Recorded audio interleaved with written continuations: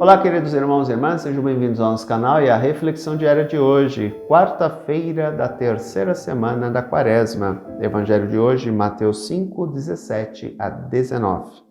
Naquele tempo, disse Jesus aos seus discípulos: Não penseis que vim abolir a lei e os profetas.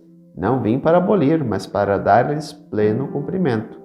Em verdade eu vos digo, antes que o céu e a terra deixem de existir, nenhuma só letra ou vírgula será tirada da lei, sem que tudo se cumpra.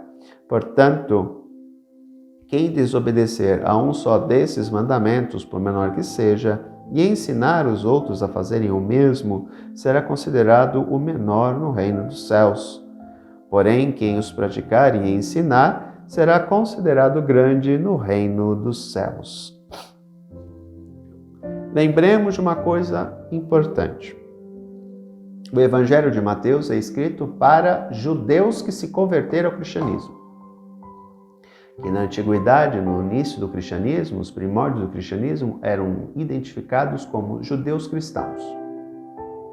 Nós tínhamos duas categorias: os judeus cristãos, que eram judeus que se converteram ao cristianismo, principalmente por causa dos profetas.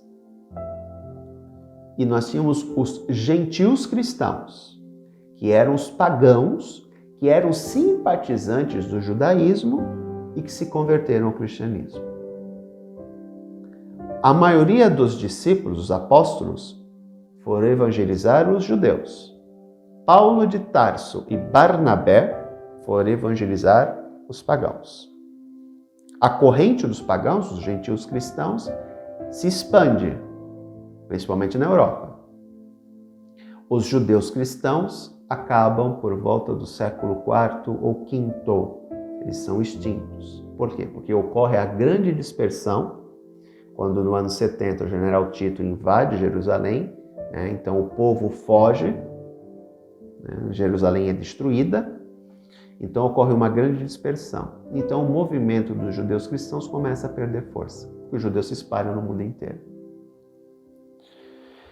Portanto, o Jesus de Mateus é um Jesus judeu autêntico, que não veio revogar a lei. O que é revogar? É tirar de uso. Não, de jeito nenhum, ele vem dar de pleno cumprimento.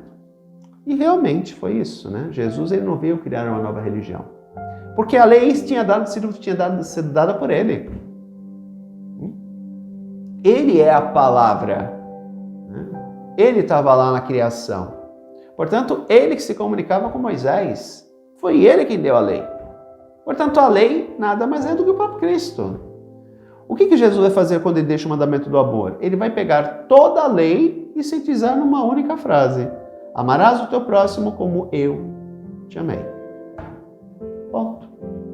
Ele sintetiza tudo. Não matarás, não levantarás falso testemunho, não cobiçarás a mulher do teu próximo, não cobiçarás coisas do teu próximo, não furtarás. O único mandamento: amarás o teu próximo como eu, Deus, te amei. Ponto final. Sintetizou no único mandamento.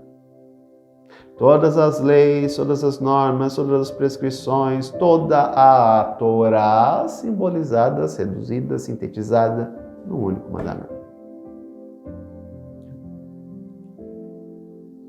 E lembremos de que numa outra passagem Jesus vai dizer, a salvação vem dos judeus. Se os judeus tivessem aceitado Jesus como o Messias, provavelmente nós todos seríamos judeus hoje. Mas eles não aceitaram. Então a salvação, que era exclusivamente para eles, passou para todos os povos.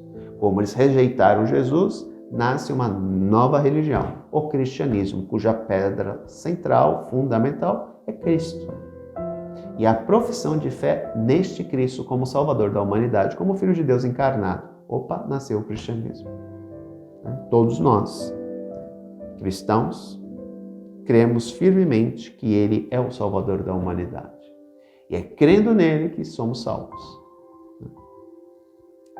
Portanto, queridos irmãos e irmãs, é ter essa noção, O Antigo Testamento é a base do Novo, porque ali está toda a história da salvação, que perpassa a história dos judeus, Nós não podemos ignorar isso. Eu vejo cristãos que muitas vezes ignoram o Antigo Testamento e só ficam com o Novo. Né? Para mim me interessa o Novo Testamento. Não, o Antigo Testamento é importante, porque no Antigo Testamento nós vamos ver diversas citações realizadas pelos profetas do Messias, do Jesus de Nazaré, do Jesus Cristo, o Salvador da humanidade.